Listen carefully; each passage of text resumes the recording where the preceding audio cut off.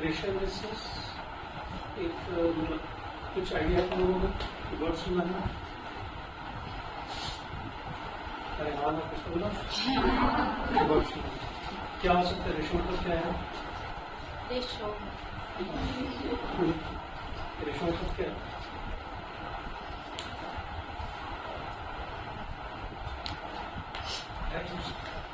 मतलब पता है सर, बट एक्सप्लेन कैसे करें?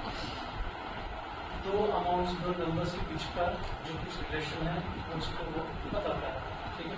अब जैसे सपोज अगर हम बोले कि मैं तुम्हें बोलूँ मेरा 100% रिजल्ट है, इसका मतलब क्या होता है? क्या क्या ऐसे करूँ? इसका मतलब 100% रिजल्ट, इसका मतलब सब मेरे बच्चे जितने भी हैं सब पास हो रहे हैं, सबके सब पास हो रहे हैं, ठीक है। उसमें 80% स्टूडेंट्स मेरे 90% पे हैं, मतलब क्या 80% स्टूडेंट्स जितने भी अपना स्टूडेंट्स है उसका 80% वो 90% से पास हो रहा है, ठीक है। अब ये नंबर्स में तो नहीं बता रहा लेकिन रिलेशन जरूर बता रहा। अब मेरे पास अगर सपोज 10 स्टूडेंट्स हैं तो उसका 80%, 100 स्टूडेंट्स हैं तो उसका 80%, जितने भी स्टूडेंट्स उसका परसेंटेज को बताते जा रहे हैं, ठीक है। रिलेशन अपने को क्लियर हो गया कि आउट ऑफ जितने भी नंबर ऑफ स्टूडेंट्स होंगे उसके इतने परसेंटेज हमारे अच्छे मार्क्स या 100% से 90% से पास होते हैं, इससे बेसिक, ठीक है। तो यहाँ पे बिजनेस में हम दो इसका रिलेशन निकालते हैं, ठीक है। क्यों निकालते हैं? क्योंकि सपोज अगर तुम्हारे सामने 5 साल की बैलेंस शीट के सामने रखो उसको तो पूरी फिगर से एक साल में 10 लाख होगा, दूसरे साल में 15 लाख होगा, तीसरे साल में 8 लाख होगा, ऐसे सब डिफरेंट फिगर्स है। तो तुम कंपेयर करना फिगर्स पे सिर्फ फिगर्स पे से उसका मुश्किल जाएगा, ठीक है। तुम ज़्यादा क्या कंपेयर कर पाओगे? सबको सेल्स की बात है, सेल्स अप हो रहा है या डाउन हो रहा है ऊपर तो देख सकते हो, ठीक है। एक और चीज़ बोलते हैं बैलेंस शीट हम वर्ड यूज करते हैं, it always includes trading and period account also, ठीक है। मतलब मैं बैलेंस शीट बोल रहा हूँ, सेल्स बोल रहा हूँ, ऐसे मेरी गलती निकालने की कोशिश नहीं कर रहा हूँ, बैलेंस शीट मतलब सभी कुछ उसमें, ठीक है। तो इसमें सेल्स में सिर्फ सिंगल फिगर में कंपेयर कर सकते ऊपर जा रहा है नीचे जा रहा है, ठीक है। लेकिन सिर्फ वो देख के हम लोग डिसाइड नहीं कर सकते कि कंपनी की पोजीशन कैसी है। इसको अपने को किसी दो चीज़ में उसको रिलेट करके देखना पड़ेगा और उसके हिसाब से कैसा चल रहा है वो देखना है, ठीक है। तो इसलिए हम रेशियो बेसिस पे इसका यूज़ करते हैं ताकि हम हमारे सामने जितने साल को बैलेंस शीट रहेगी जितने साल को रहेगा हम उसको रेशियो में कंपेयर कर सकते हैं कि कैसा चल रहा था, अप से डाउन से क्या है क्या नहीं, कितना एसेट से कितने नहीं, कितना क्या था, सब कुछ अपन उसमें कंपेयर कर सकते हैं एक रेशियो से। छोटा हो जाता है बड़ी फिगर्स पर्टिकुलरली यहाँ पे रेशियो में अगर रहेगा तो तुमको सिर्फ 2 नंबर तुमको दिख रहा है कि कैसा चल रहा है, कंपनी का पोजिशन क्या है क्या नहीं, सभी कुछ, ठीक है। इसीलिए रेशियो एनालिसिस पढ़ना आपके को जरूरी है। अब रेशियो एनालिसिस करने से पहले तुमको कुछ चीज़ें पता रहनी जरूरी है, ठीक है। मतलब बैलेंस शीट क्या होती है, बैलेंस शीट कैसी है क्या है, इसके बारे में जरूर तुमको पता रहना चाहिए। आई होप तुमको पता होगा, लेकिन फिर भी एक बार आप समझते हैं। सबसे पहले तो बैलेंस शीट। अब बैलेंस शीट समझना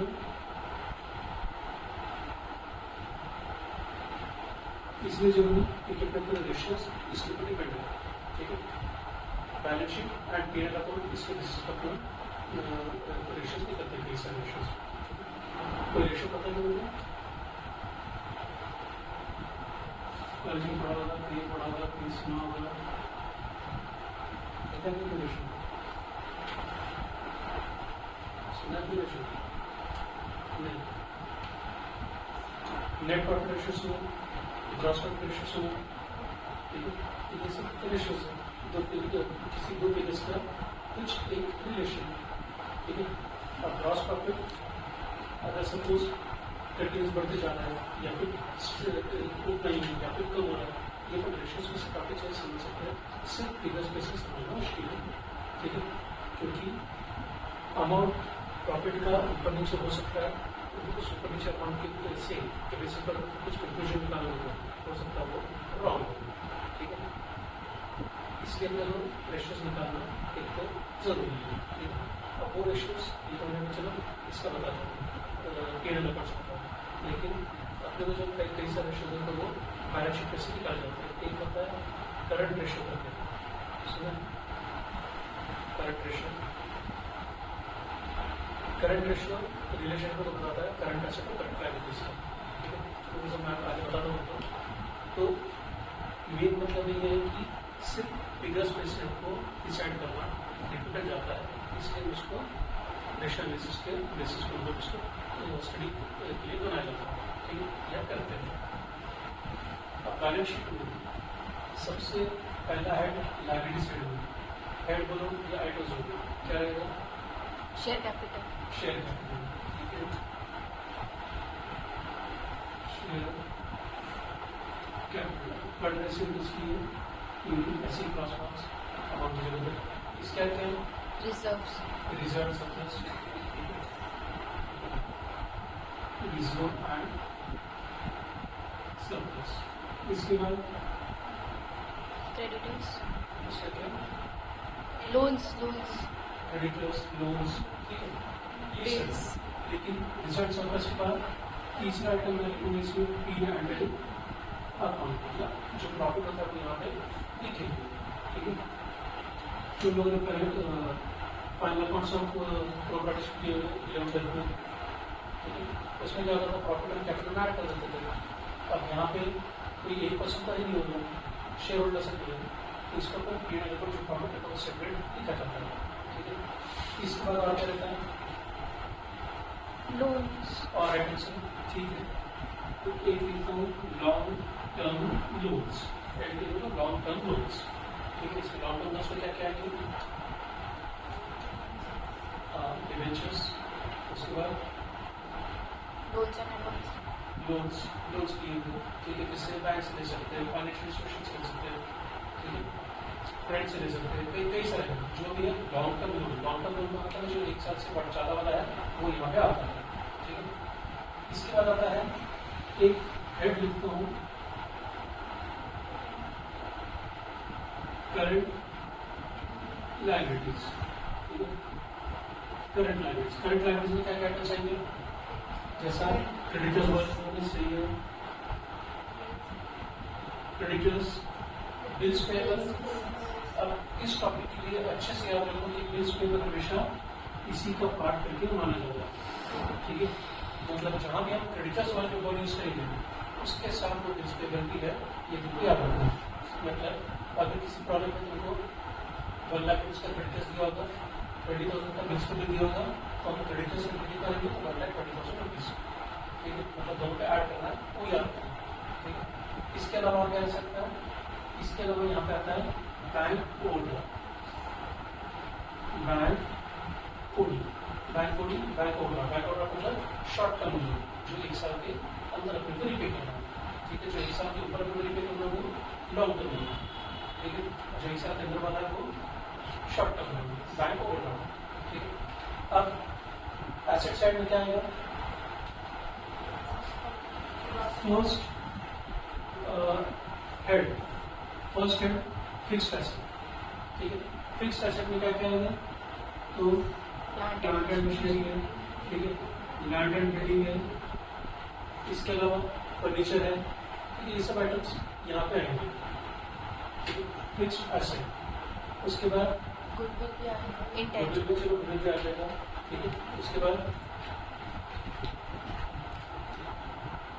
करंट एसेट। इसके बाद आएगा अपना head current asset, current assets, ठीक है। करंट एसेट्स में कौन कौन सा आइटम आता है? डेटर्स। डेटर्स, उसके बाद फिर कैश और bills receivable. Bills receivable. Again जैसे मैंने यहाँ पे बता रहा हूँ बिल्स पे ऐड रहता है, वैसे डेटर्स में हमेशा याद रखना है बिल्स रिसीवेबल इसी का पार्ट है, ठीक है। इन्वेंटरीज। इस कैश के बाद बैंक, ठीक है। इसके बाद इन्वेंटरी। ठीक है, इन्वेंटरी मतलब स्टॉक, ठीक है। इतने आइटम्स रहेंगे इसमें और बैलेंस शीट में यहाँ पे 10, ठीक है। इस तरह से आपकी बैलेंस शीट रहेगी। अब कुछ पार्ट में यहाँ पे अलग से लिखा था, ये एक अलग लिखा है। ये जो पार्ट है इस पार्ट को हम बोलते हैं शेयर होल्डर्स फंड, ठीक है। पता था शेयर होल्डर्स फंड। ठीक है, पता था ये चीज कहाँ पढ़े थे? अभी अभी अभी टॉपिक्स में किस टॉपिक पे पढ़े? 4 और 5 सेमेस्टर में भी तो पढ़ा है। पढ़ा है ना, अच्छी बात। Share holders fund, share holders fund में क्या क्या आता है? तो शेयर कैपिटल है, रिजर्व सरप्लस है, P&L अकाउंट है, तो ये सब पार्ट, ये सब पैसा चाहिए शेयर होल्डर्स का, इसलिए शेयर होल्डर्स फंड। ठीक है, अब इसी में जब हम कैपिटल एम्प्लॉयड ऐड कर देते हैं, sorry long term loan add कर देते हैं, तो उसको बोलते हैं कैपिटल एम्प्लॉयड। ठीक है, शेयर होल्डर्स फंड में जब लॉन्ग टर्म लोन ऐड करते हैं तो उसको बोलते हैं कैपिटल एम्प्लॉयड। उधर जगह नहीं है, मैं लिख दूँ तो समझ में आएगा। कैपिटल एम्प्लॉयड,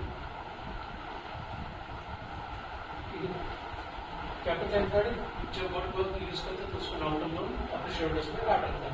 ठीक है, ये कैसा है? ये अपना पैसा, ठीक है, अपना पैसा, ये बाहर का पैसा है, लेकिन ये जो पैसा है ये पैसा इन्वेस्ट कहाँ हो रहा है? ये पैसा लिए क्यों? इन्वेस्ट करने के लिए। इन्वेस्ट कहाँ होगा? कंपनी में। कंपनी में इन्वेस्ट करना मतलब क्या? हाँ, ये तो कैपिटल है। ये पैसा अब तुम्हारे पास सपोज 10 करोड़ रुपए है, तो क्या करोगे उसका? कंपनी में इन्वेस्ट करना मतलब क्या करोगे? कंपनी में इन्वेस्ट करने की बात समझ गए? ठीक है, ये अब तुमको पता है कि कंपनी में इन्वेस्ट करना है, तो 10 करोड़ का करोगे क्या? बैंक में डालोगे से? नो। तो क्या करोगे? अरे बिजनेस करने के लिए करोगे क्या? 10 करोड़ से करोगे क्या?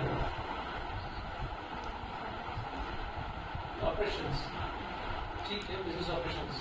तो बिजनेस ऑपरेशन कैसे करोगे? रास्ते में खड़े होके मशीन से।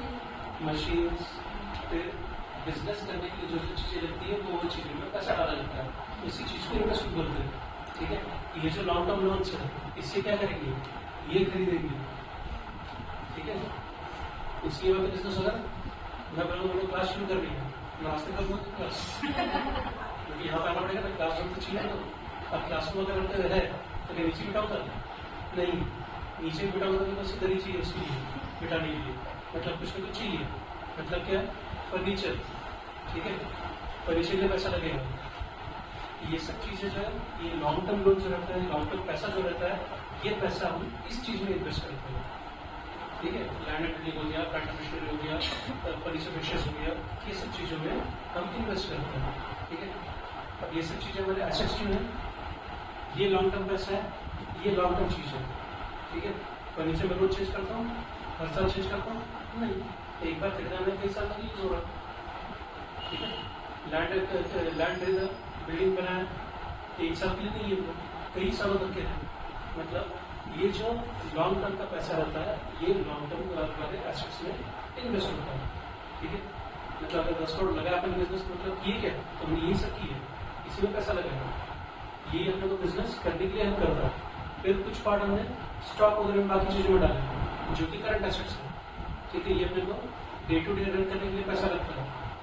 ठीक है, ये पैसा जो है ये अपना रेगुलर वर्किंग करने के लिए हमको ये पैसा जो लगता है, ये अपना करंट एसेट्स है।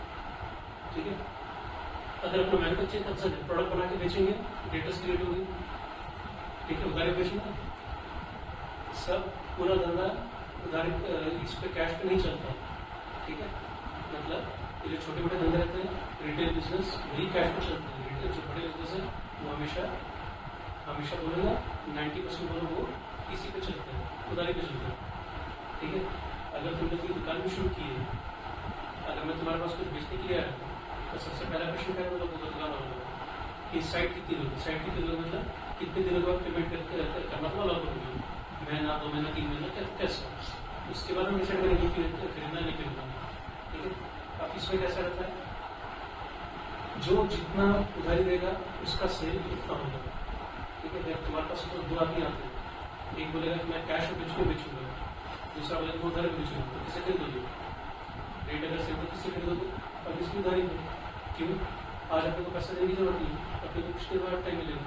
फिर उसी में अगर एक चीज आएगा, मैं तुमको 1 महीने में पेमेंट करने के 1 महीने तक अलाउ करूँगा, हूँ, दूसरा बोलेगा मैं 3 महीने का लाता हूँ, तो किससे खरीदोगे? अगेन 3 महीने वाला से, ठीक है। क्यों? क्योंकि अपने पास वो पैसा रहता है, हम वो पैसा कहीं और यूज कर सकते हैं, उसको पेमेंट कर सकते हैं, इसलिए हम उधारी पे लेते हैं, ठीक है। मतलब ये सब क्या है, अब इन्हीं से अपने को फिर पैसा मिलता है, ये पैसा फिर हम अपने प्रोडक्शन में यूज करते हैं, ये अपना रेगुलर साइकिल सबका चलता रहता है, सभी बिजनेस का अलग अलग होता है। उनको मैंने बिजनेस साइकिल का मैंने ये बताया किसी टॉपिक में, बिजनेस मैनेजमेंट याद है कुछ, बिजनेस साइकिल में बताया था, तो वही चीज़ है। पैसे से रॉ मटेरियल से प्रोडक्शन वर्किंग कैपिटल मैनेजमेंट, ठीक है। अच्छा,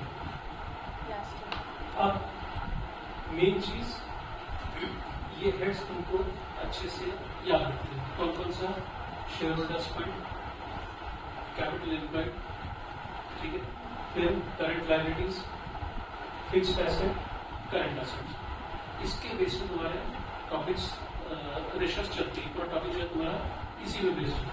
इसको करंट लायबिलिटीज का हम CL करके बोलते हैं, करंट एसेट का हम करंट एसेट्स करके बोलते हैं, ये फिक्स्ड एसेट वैसे लिखा मैंने, फिक्स्ड एसेट है। और शेयर होल्डर्स फंड हो, शेयर होल्डर्स फंड इसको शॉर्टकट करके कैपिटल एम्प्लॉयड, ये दोनों को वर्ड डेवलप करंट एसेट और करंट लायबिलिटीज।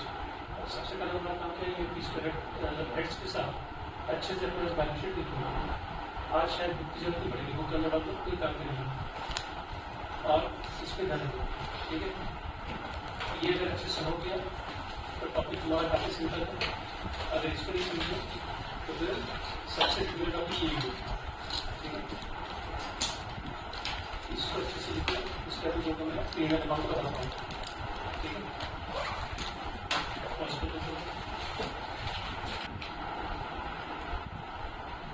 अब जैसे बैलेंस शीट का फॉर्मेट पता, वैसे लोगों को trading account, trading and P&L account का वो समझ में जाए, पता रहना जरूरी है। ट्रेडिंग एंड P&L अकाउंट, ये भी लोगों को पता है कौन कौन से क्या क्या आइटम्स होते हैं, कहाँ से शुरू होते हैं, क्रेडिट साइड से, ठीक है। सबसे पहले क्या करते हैं यहाँ पर, सेल्स, उसके बाद अब सेल्स मतलब रिटर्न के साथ, ठीक है, मतलब लेस रिटर्न्स, तो लेस रिटर्न अगर लिखने की जरूरत नहीं है। इसके बाद closing stock, by closing stock. Credit side में क्रेडिट अकाउंट में नहीं आता है, कितने अमाउंट होते हैं बाकी और नहीं कुछ, ठीक है। डेबिट साइड में क्या आएगा, परचेस के पहले स्टॉक, ठीक है। उसके बाद फिर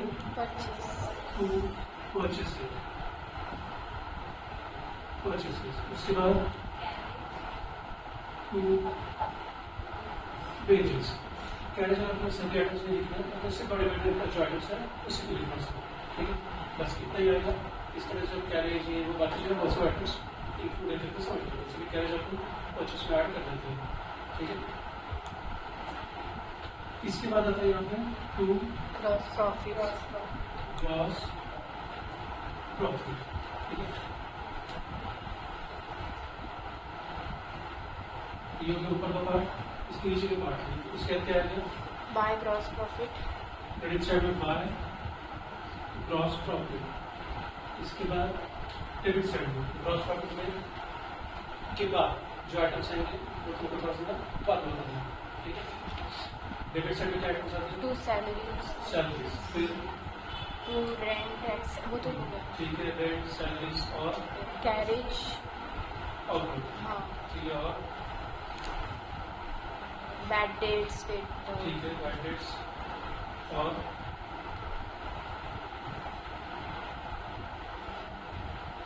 टैक्स, ठीक है, टैक्सेस और P&L अकाउंट की लिस्ट बहुत कम है, ठीक है। और कुछ डेप्रिसिएशन, इसका इक्वेट कर रहा हूँ, और कुछ चलेंगे और नेट प्रॉफिट। ठीक। अब यहाँ पे जो ये अलग अलग आइटम्स बोले, हम यहाँ पे इस टॉपिक में अलग अलग आइटम्स में हम कुछ हेड्स यूज कर लेते हैं, ठीक है। जैसा डेबिट साइड में टू एडमिनिस्ट्रेशन एक्सपेंसेस, ठीक है, तो जो सैलरीज ये वो सब तो इसी एक हेड में आते हैं। उसके बाद फिर to financial expenses, financial expenses कई भी से बोला कि इंटरेस्ट और जो बढ़ सकता है, ठीक है। फिर to selling expenses, selling expenses जो कैरेज ऑफ प्रोडक्ट वो यहाँ पर आता है, ठीक है। ये सब आइटम्स यहाँ पे आते हैं, ठीक है। इसके अलावा दो आइटम्स और आते हैं, एक तो टू नॉन ऑपरेटिंग एक्सपेंसेस, ठीक है। और वैसे ही क्रेडिट साइड में आएगा बाय नॉन ऑपरेटिंग इनकम, ठीक है। इतने आइटम्स अपने को P&L अकाउंट में आते हैं, ठीक है। ये ऐसे फॉर्म में, लेकिन हमको इस टॉपिक के लिए या इस टॉपिक में तुम लोगों को वर्टिकल फॉर्म में सब कुछ करना है। बैलेंस शीट भी वर्टिकल फॉर्म में रहेगी और P&L अकाउंट भी वर्टिकल फॉर्म में रहेगा, तो तुमको उसका फॉर्मेट में भी आगे नहीं कहूँगा, लेकिन पहले तुमको ये ब्रॉड हेड्स क्या क्या रहते हैं ये तुमको पता रहना जरूरी है, ठीक है। Sales, closing stock, opening stock, purchase and gross profit, ठीक है।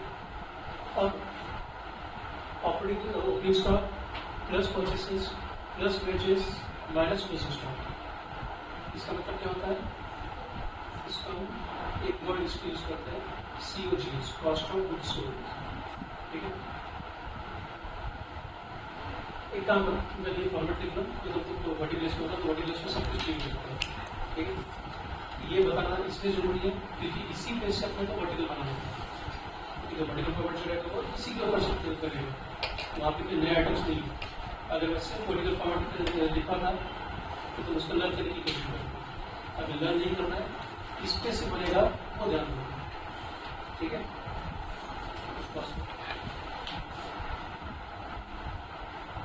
अभी वर्टिकल फॉर्मेट्स दोनों ही balance sheet and P&L account, सबसे पहले तो बैलेंस शीट का अब ये चीज साफ नहीं करो, इसको कुछ बाद में कॉपी करने की जरूरत नहीं है, ठीक है।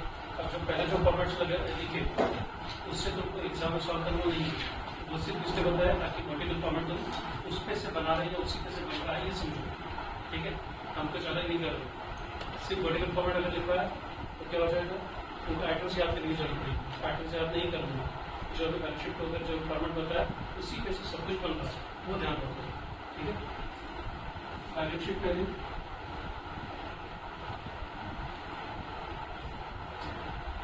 हेडिंग बैलेंस शीट भी चलेगा या और भी जगह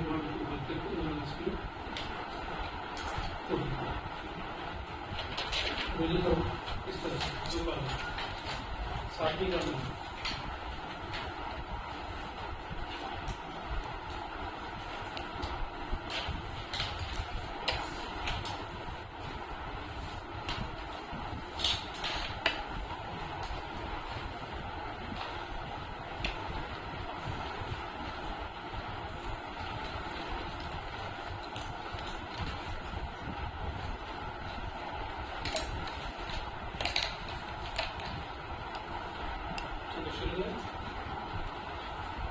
सबसे पहले heading share holders fund,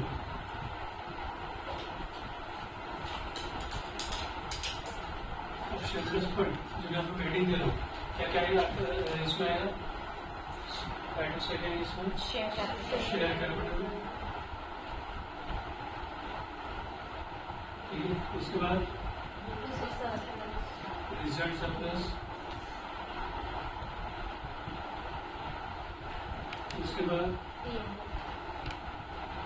P&L account हो गया, इसकी टोटल आउटर कॉलम,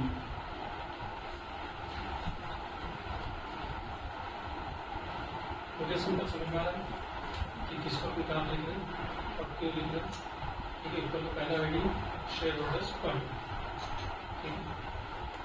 इसके दूसरा हेडिंग है ना long term loans,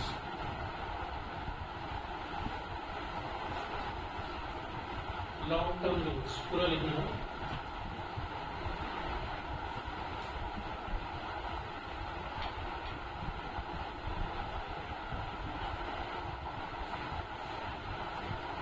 long term loans में क्या आएंगे, डिबेंचर्स, उसके बाद बैंक लोन मतलब टर्म लोन, ठीक है, इतना काफी है। इसका और कैलकुलेशन होता है सिक्योर्ड अनसिक्योर्ड वगैरह, तो इतनी जरूरत यहाँ पे जरूरत नहीं है, ठीक है। लॉन्ग टर्म लोन्स में डिबेंचर्स और बैंक लोन, फिर उसके बाद इसका लोन, इसकी दो प्रोटोकॉल में ये जो दोनों की टोटल आएगी इसको क्या बोलेंगे, ये जो दोनों की टोटल आएगी इसको क्या बोलेंगे, कैपिटल, ठीक है।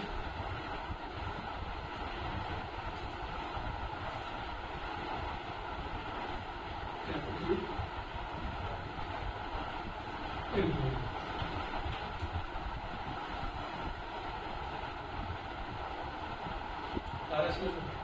Yes. अब कैपिटल एम्प्लॉयड के बाद ये वाला अपना बैलेंस शीट के लाइबिलिटी साइड को ऊपर वाला पार्ट कंप्लीट हो गया, ठीक है। अब एसेट साइड से फर्स्ट आइटम कौन सा, Fixed assets. Fixed assets, heading क्या क्या आएगा फिक्स्ड एसेट में, वही आइटम्स प्लांट एंड मशीनरी और लैंड एंड बिल्डिंग,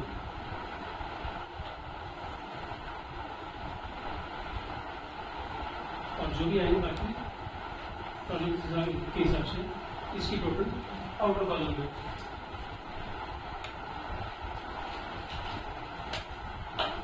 ठीक है। पूरा पूरा अगर मार्क्स शॉर्ट में चाहिए तो शॉर्ट में लिख सकता हूँ, पूरी चाहिए पूरा लिखना है, ठीक है।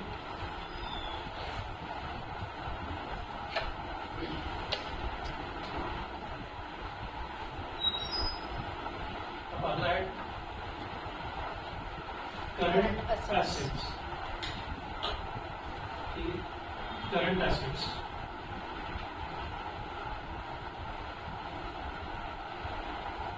करंट एसेट्स में क्या क्या, डेटर्स, उसके बाद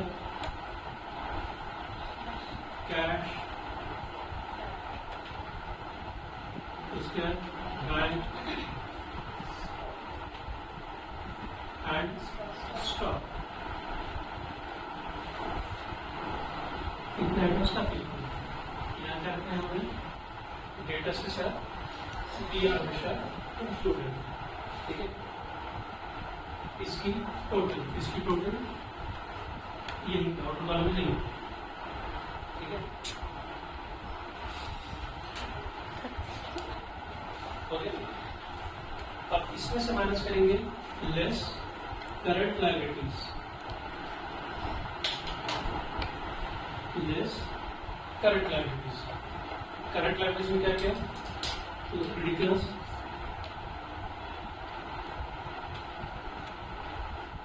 और बैंक लोडिंग,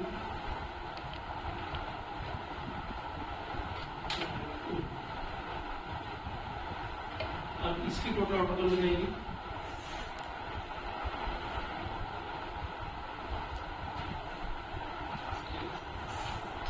इसकी total outcome fixed asset plus ये अमाउंट, इसको क्या बोलेंगे अभी,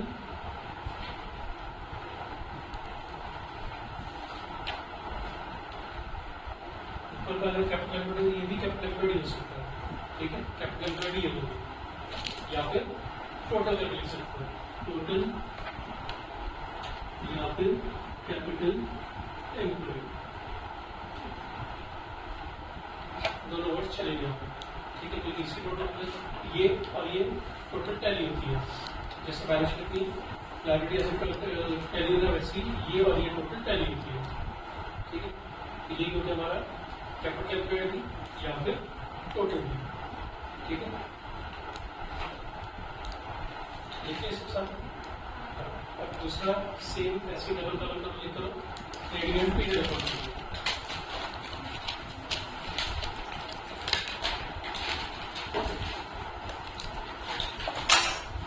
फॉर्मेट याद करने के चक्कर में नहीं जाना, ठीक है। तो पहले का जो फोटो बताया था इसके बेस पे सब कुछ बन रहा है, अगर कुछ नहीं कर रहे देखने का तरीका अलग होगा, सिर्फ उतना ही है।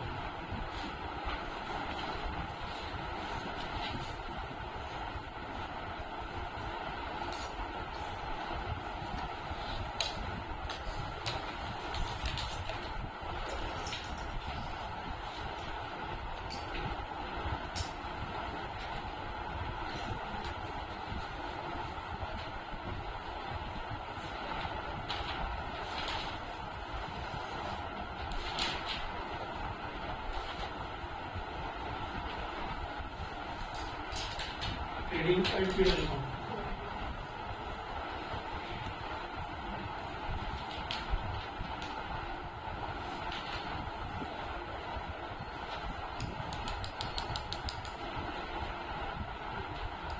मेरे बता सकते हैं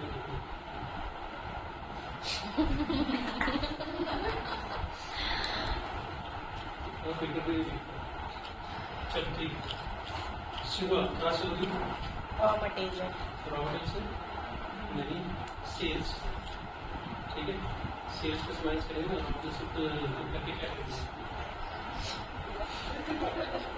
सेल्स।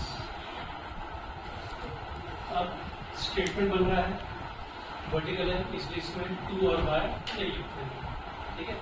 सिर्फ सेल्स। सेल्स का मतलब ही नेट सेल्स, मतलब लेस रिटर्न्स। अगर प्रॉब्लम में रिटर्न्स निकालेगा तो माइनस करना, नहीं तो सेल्स करके इसको ट्रीट करना, ठीक है। सेल्स हमेशा नेट वाला ही यहाँ पे लिखेंगे। इसमें से माइनस करेंगे less COGS, cost of goods sold. COGS ये वर्ड चलता है, लेकिन फिर भी पूरा लिखो, उसके बाद फिर उसको शॉर्ट में लिखो, COGS, cost of goods sold. इसमें क्या क्या आता है? इसमें आता है ओपनिंग स्टॉक,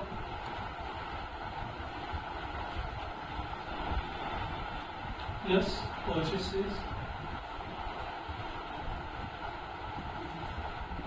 थोड़ा सा आपने चार्ट और ट्रेडिंग पर देखते चलो, वहीं से लिख रहा है, कुछ नया निकले नहीं लिख रहा है, ठीक है।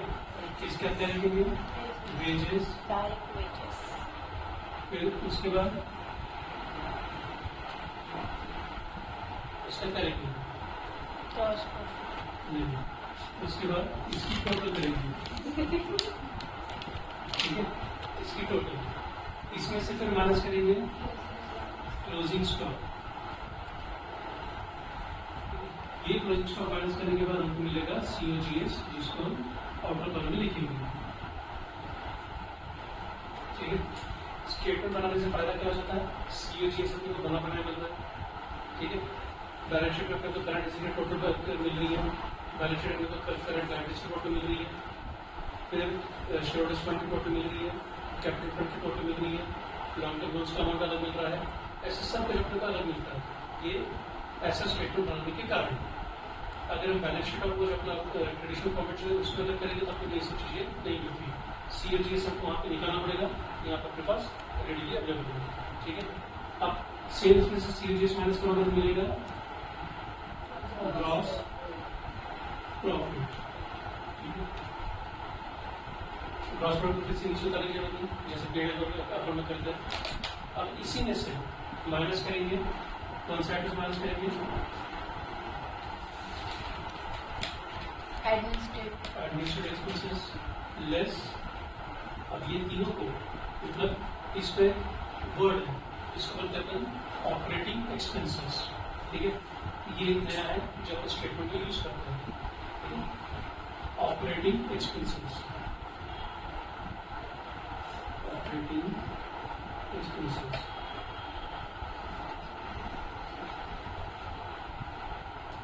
ऑपरेटिंग एक्सपेंसेस का पहला आइटम एडमिनिस्ट्रेटिव एक्सपेंसेस, ठीक है, उसको इधर वाले में लिखना है। इसके दूसरा कौन सा था? Financial expense. Financial expenses. आगे प्रॉब्लम बता दो। फाइनेंशियल एक्सपेंसेस ये कई बार ऑपरेटिंग प्रॉफिट का ऑपरेटिंग एक्सपेंसेस का पार्ट नहीं रखता, तो क्योंकि मैं बाद में बताऊंगा इसको, ठीक है। लेकिन मैक्सिमम टाइम इसको लिया जा रहा है अपने से, इसमें इसको इसमें कभी इसी वैल्यू में, ठीक है। फाइनेंशियल एक्सपेंस के बाद non selling operating expenses, selling expenses, ठीक है। हम हेडिंग ऑपरेटिंग एक्सपेंस दे रहे हैं, तो ऑपरेटिंग एक्सपेंसेस और नॉन ऑपरेटिंग एक्सपेंसेस नहीं आते, ठीक है। सेलिंग एक्सपेंसेस लिखिए। अब इसकी टोटल आउटपुट हो जाएगी, इसकी टोटल आउटपुट हो जाएगी। ग्रॉस प्रॉफिट में से ऑपरेटिंग एक्सपेंसेस माइनस करेंगे तो हमको मिलेगा ऑपरेटिंग प्रॉफिट, ऑपरेटिंग प्रॉफिट, ठीक है। ये अगेन नया है जो स्टेटमेंट में आता है, इसमें नहीं आता, ठीक। ऑपरेटिंग प्रॉफिट, ऑपरेटिंग प्रॉफिट का मतलब क्या है? बिजनेस के ऑपरेशन से हमने जो प्रॉफिट अर्न किया ये वो प्रॉफिट है, ठीक है। बिजनेस से जो हमने एक्चुअल बिजनेस से जो प्रॉफिट अर्न किया वो प्रॉफिट है, ठीक है। ये देखो जैसे इंटरेस्ट ऑन इन्वेस्टमेंट अगर है तो उसको अपन नॉन ऑपरेटिंग इनकम करके ट्रीट करते हैं। क्यों? उसमें बिजनेस का कुछ लिखते, बिजनेस की सेवा की गई नहीं, हमने बैंक में पैसा रखे थे, उससे अपने को इंटरेस्ट मिला, तो अपने बिजनेस का एफर्ट्स उसमें कुछ भी नहीं है, इसीलिए उसको नॉन ऑपरेटिंग इनकम करके ट्रीट करते हैं, ठीक है। जब वो आता है तो ये जो ऑपरेटिंग प्रॉफिट रेशियो अलग रहता है, नेट प्रॉफिट रेशियो अलग रहता है, इसलिए पहले ऑपरेटिंग प्रॉफिट इसको निकाला जाता है, आगे वो स्टेटमेंट हमको मिलता है। अगर क्रेडिट अकाउंट पीएल अकाउंट बनाएंगे तो उसमें अपने को वो नहीं लिख सकते, नहीं दिखा सकते, ठीक है। इसलिए तुमने देखा वाला फॉर्मेट में हमने सभी कुछ लिखे, ऑपरेटिंग एक्सपेंस भी लिखे, नॉन ऑपरेटिंग एक्सपेंस भी लिखे, ऑपरेटिंग नॉन ऑपरेटिंग इनकम भी लिखे, सभी कुछ लिखे, ठीक है। लेकिन मिला क्या अपने को? सिर्फ नेट प्रॉफिट मिला। यहाँ पे भी अपने को कौन सा प्रॉफिट मिल रहा है? ऑपरेटिंग प्रॉफिट, जो कि एक्चुअल बिजनेस ऑपरेशन से अर्न किया है। ये बात सिर्फ स्टेटमेंट में होता है, ठीक है। अब इसमें ऐड करेंगे non operating income, non operating income, non operating income का एक एग्जाम्पल लिखते थे जिसमें मैंने बताया था इंटरेस्ट ऑन इन्वेस्टमेंट, मतलब बैंक लोन रखा था, डिपॉजिट हो रहा था, यहाँ पे इंटरेस्ट ऑन इन्वेस्टमेंट, ठीक है। या फिर profit on sale of fixed asset, ठीक है। ये सब कैसे इनकम है लेकिन अपने बिजनेस की इनकम नहीं है, इसलिए उसको अपन नॉन ऑपरेटिंग इनकम करके ट्रीट करते हैं। दूसरा चौथा देख लो, क्या बोला? Profit on sale of assets, fixed asset, ठीक है। वो आइटम यहाँ पे ऐड करेंगे, इससे जो टोटल मिलेगी,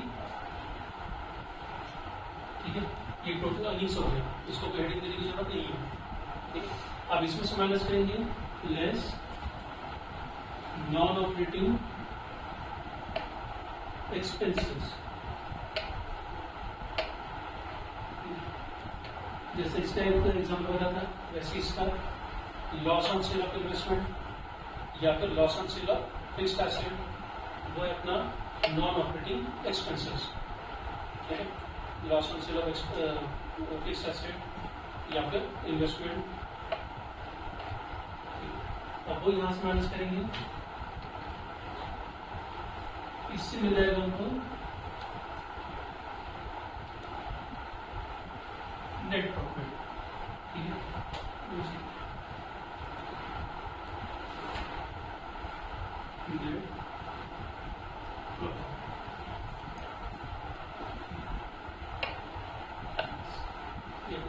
स्टेटमेंट का कंप्लीट हो गया, ये नेट प्रॉफिट पीएल का जो है वही हम क्या लिखे, ठीक है। लेकिन स्टेटमेंट बनाने तो एक नया जो लिखा वो ये है ऑपरेटिंग प्रॉफिट, ठीक है। स्टेटमेंट बनाने के फायदा क्या हो जाता है? COGS मिल जाता है ऑपरेटिंग प्रॉफिट मिल गया, ऑपरेटिंग एक्सपेंसेस मिल गया, ऑपरेटिंग इनकम मिल गया और ऑपरेटिंग एक्सपेंसेस मिल गया, सभी कुछ। ठीक है, इसकी टोटल बिल मिल जाती है इसमें और साथ में नेट प्रॉफिट भी मिल गया। ठीक है, 3 टाइप के प्रॉफिट रहते हैं, ग्रॉस प्रॉफिट, ऑपरेटिंग प्रॉफिट और नेट प्रॉफिट, तीनों के रेशियोज आते हैं। ठीक है, अब पूरे रेशियोज आज लिखने के रेशियोज, फिर कल से प्रॉब्लम करना शुरू करेंगे। ठीक है,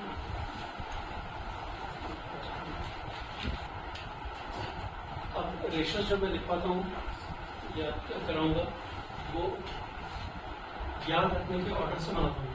ठीक है, मतलब याद रख सकें। अब ये फॉर्मेट्स तो तुमको मिला था कि याद नहीं, उसको से तुम बनाने की कोशिश करूँगा, लेकिन रेशियोज लर्न नहीं करना पड़ेगा, दूसरा तरीका चेक नहीं करना। ठीक है, क्या तुम करना देख लो तो लर्न करना पड़ेगा, उसका कोई और दूसरा इलाज नहीं है। तो दूसरा इलाज बोला वैसे ही नहीं, इसलिए आगे करना पड़ेगा। ठीक है, अब कुछ क्वेश्चन बोलूँगा, कुछ क्वेश्चन मेरी इतने सारे लिखा मेरी सारों कर तो फर्स्ट वाला करंट रेशियो,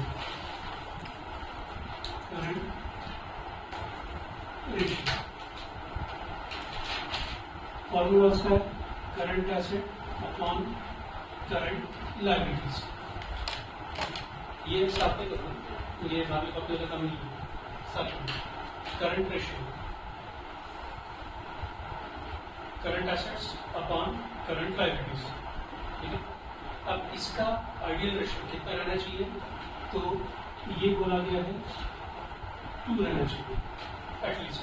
ठीक है, क्यों 2 रहना चाहिए, क्योंकि करंट एसेट्स जो है ये पैसा हमारे पास आने वाला है और करंट लायबिलिटीज क्या है, ये पैसा हमारा जाने वाला पेमेंट करना है, जैसे क्रेडिटर्स वगैरह पेमेंट करना है।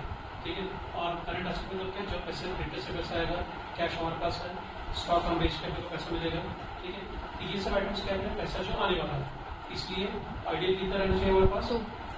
क्यों 2, क्योंकि जितना हमारे पास आएगा उसका आधा अपन पेमेंट कर रहे हैं तो हमारे पास पैसा बचा हुआ है। ठीक है, ये जब भी देखा जाएगा अगर 2 से कम दिख रहा है, इट मीन्स कंपनी की पोजीशन अच्छी नहीं है। ठीक है, रेशियोज का भी जब वो कंक्लूजन निकालते हैं इस तरह से होते हैं। ठीक है, सेकेंड क्विक रेशियो या फिर लिक्विड रेशियो या फिर एसिड टेस्ट रेशियो बोलते हैं, acid test ratio, acid formula इसका है quick asset upon quick liabilities. ठीक है, quick asset upon quick liabilities. अब क्विक एसेट का मतलब क्या है, तो current assets minus stock. Current assets minus stock और करंट लायबिलिटीज मतलब क्विक लायबिलिटीज होता है current liabilities minus bank OD. ठीक है, current liabilities minus bank OD.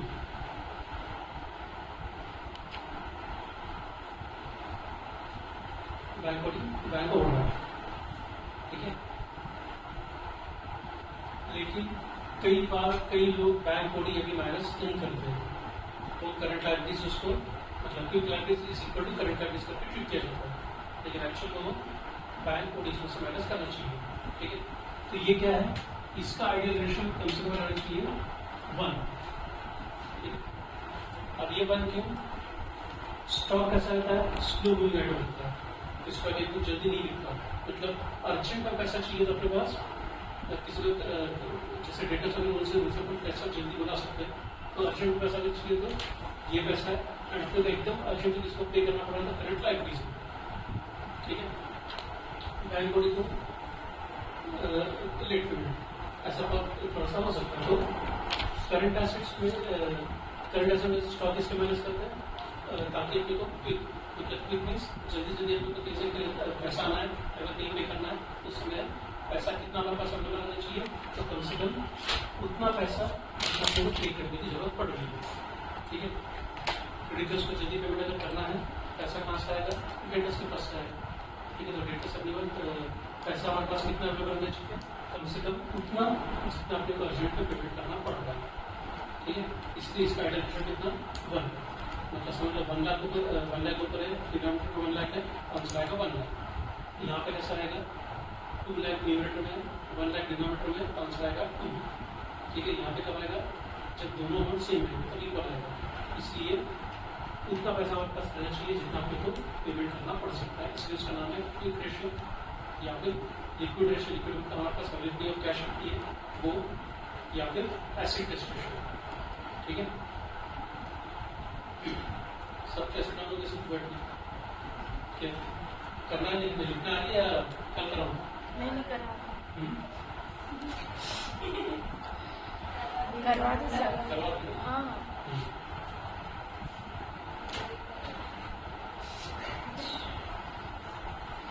इसके बाद आंसर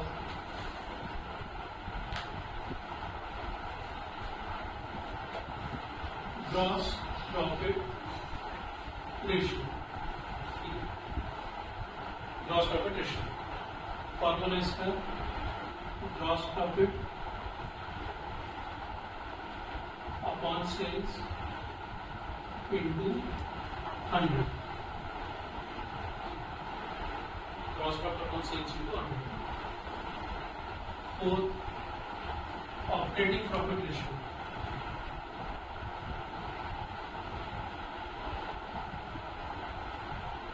फॉर्मूला क्या रहेगा, operating profit upon sales into 100। Operating profit upon sales into 100।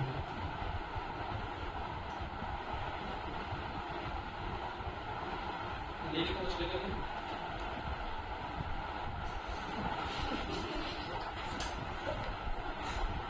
Operating profit upon sales into 100। Step फिर net profit ratio.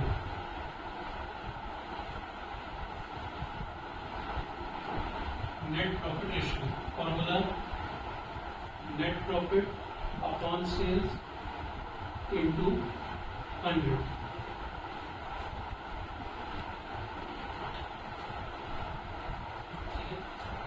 Six operating ratio,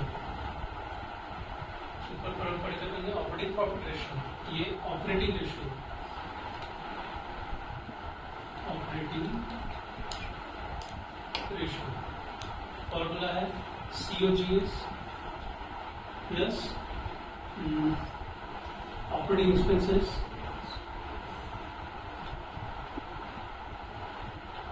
upon sales into 100। COGS plus operating expenses upon sales into 100। ठीक है,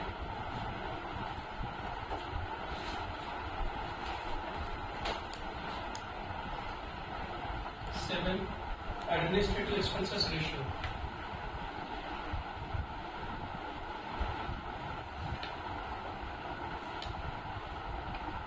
Operating expenses, administrative expenses ratio formula,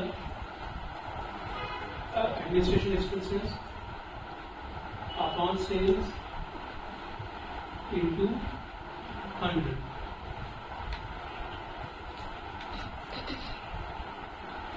इसके बाद financial expenses ratio,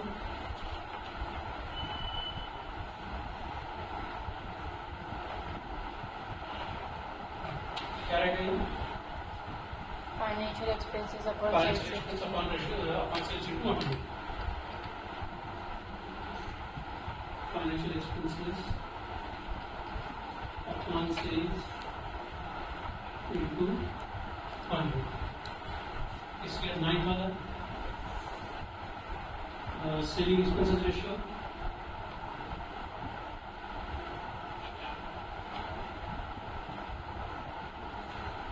formula selling expenses upon sales into 100।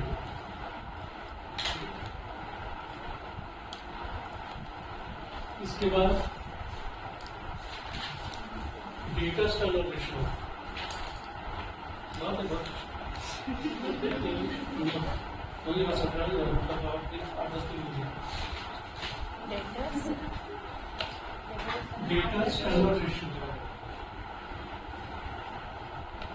Debtors turnover ratio कल मैं लिख तो सच्चे नहीं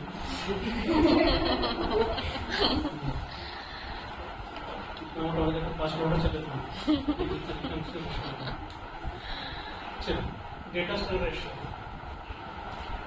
credit sales upon average debtors credit sales upon average debtors ठीक है। अब ध्यान रखना डेटर्स में डीआर इंक्लूड है ठीक है। सेल्स मतलब नेट सेल्स, कौन सा नेट सेल्स? सिर्फ क्रेडिट सेल्स ठीक है। यहाँ पे वर्ड आ रहा है क्रेडिट सेल्स, वो ध्यान रखना ठीक है। इसके बाद इसी का दूसरा पार्ट समझिए, ये रहता है एवरेज कलेक्शन पीरियड ठीक है। जो बिजनेस का नजर में सुना गया वर्ड्स एवरेज कलेक्शन पीरियड सुना या भूल गए? पढ़ा था ना लास्ट ईयर, लास्ट ईयर पढ़ाया तो याद है, कौन सी ईयर में पढ़ाया तो वो याद है लास्ट सेमेस्टर ना 10 का मैं उसको 11 नंबर दूं, चलो 11 नंबर दे देंगे। एवरेज कलेक्शन पीरियड मतलब क्या?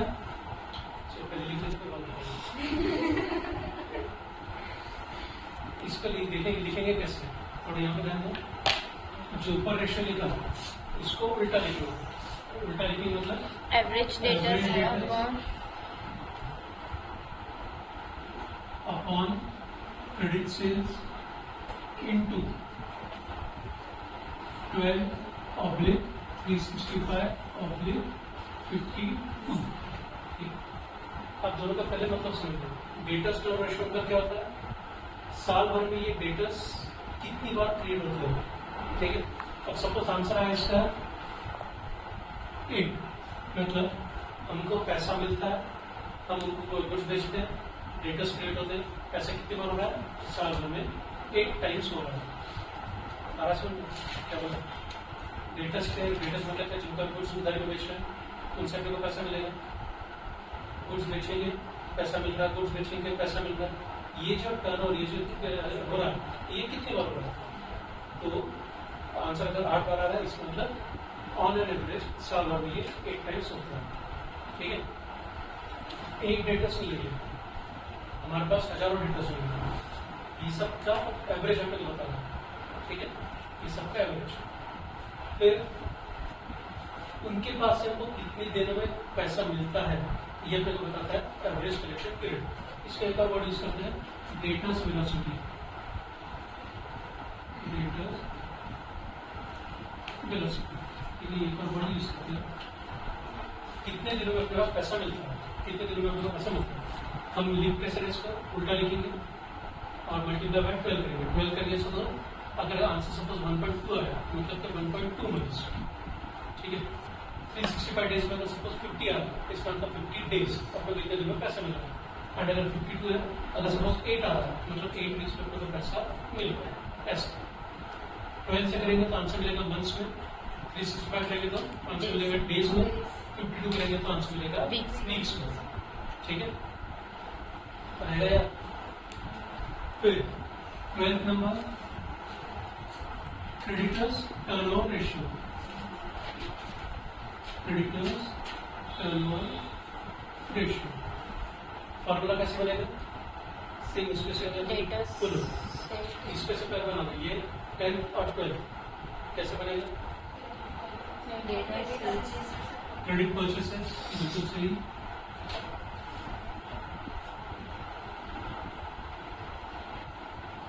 अपॉन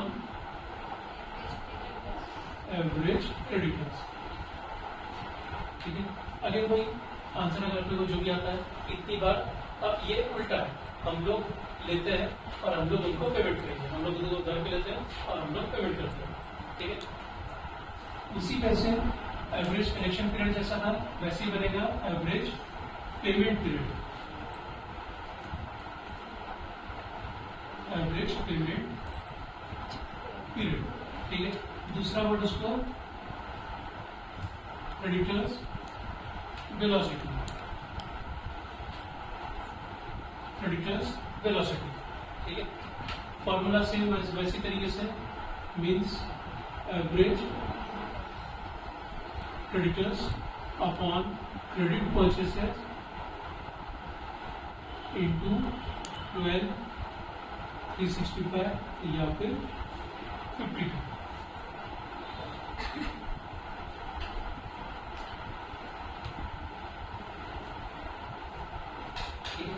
अभी हम लोगों को क्या बताया, हम लोग कितने दिनों में लोगों को पेमेंट करते हैं, ठीक है। ये कितने लिए जरूरी, ये उन लोगों के लिए जो हमको गुड्स बेचते हैं, ठीक है। 14 number stock turnover ratio, stock या फिर इन्वेंट्री टी ऑफ द मतलब टर्नओवर, ठीक है। स्टॉक टर्नओवर रेशियो, फॉर्मूला है COGS upon average stock,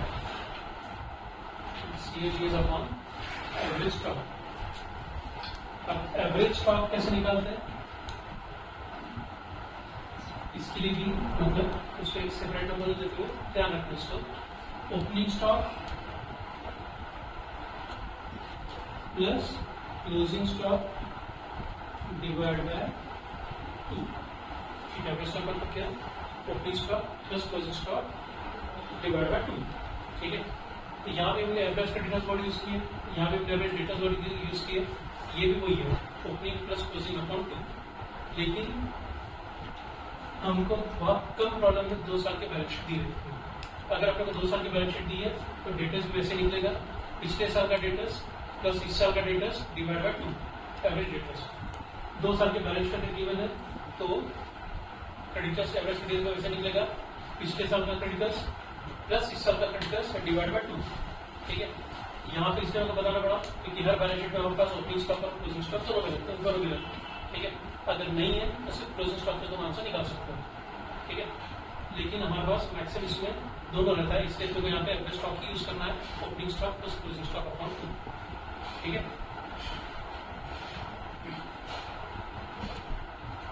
15 number stock velocity या फिर stock holding period.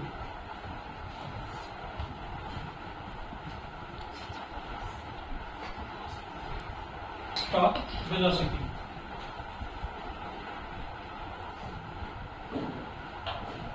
Stock velocity या फिर दूसरा वर्ड है स्टॉक होल्डिंग पीरियड, ठीक है। कैसा बनेगा, सेम वैसी जैसी ये फॉर्मूला बना है, मीन्स इसको अपने को उल्टा करना है, means average stock upon COGS into 12 365 या फिर 52,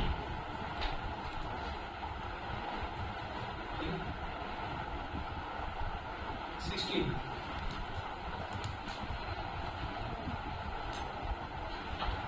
return on capital employed,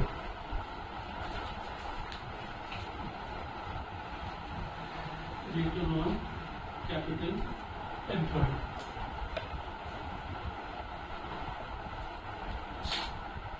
formula PBIT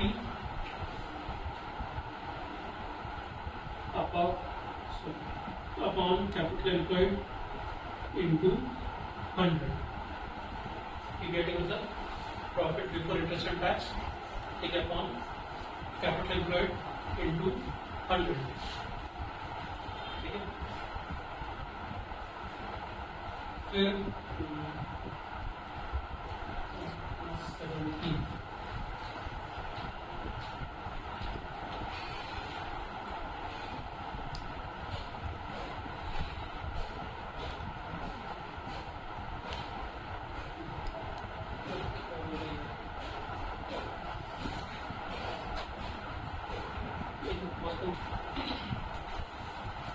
date equity ratio, debt word याद है, डेट इक्विटी रेशियो। फॉर्मूला है debt upon equity, debt upon equity. अब डेट का मतलब क्या है? लॉन्ग टर्म लोन, ठीक है, लिखो। डेट का मतलब है long term loan upon equity का मतलब शेयर होल्डर्स फंड।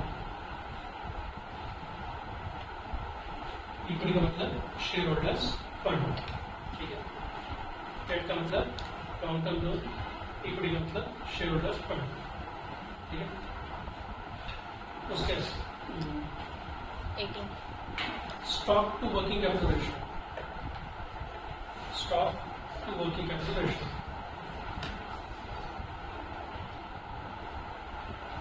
ये रेशियोस कुछ ऐसे बना हुए रहते हैं।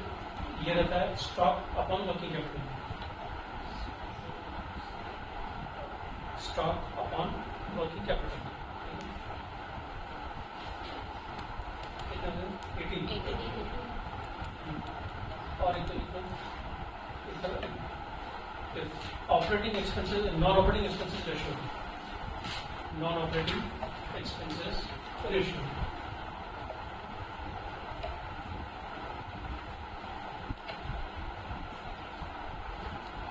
Formula non operating expenses upon sales into 100।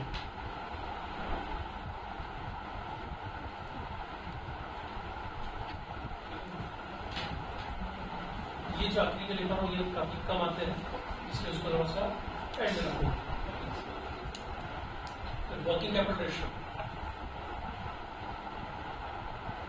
Working capital ratio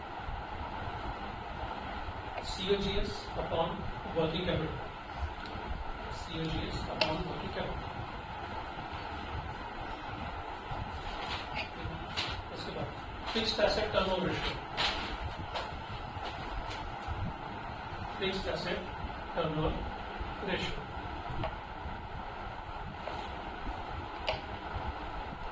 formula sales upon fixed asset.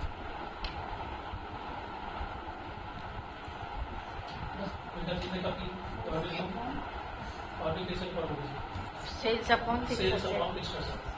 Actually अभी जो 2-3 मैंने लिखा है वो तुम लोग बहुत कम आते हैं। इसके अलावा और भी कई सारे फॉर्मूले जैसे इंटरेस्ट कवरेज रेशियो करके है, लेकिन वो सब तुमको बहुत ही कम आते हैं। तो जैसे नंबर बढ़ाना समझते हैं हमें, तो यहाँ पर कुछ कर रखो, ठीक है। और अगर किसी प्रॉब्लम आता है तो इसमें मैं बताऊँ, ठीक है। अगर क्वेश्चन मैंने देखा नहीं तो शुरू कर दो सॉल्व, ठीक है।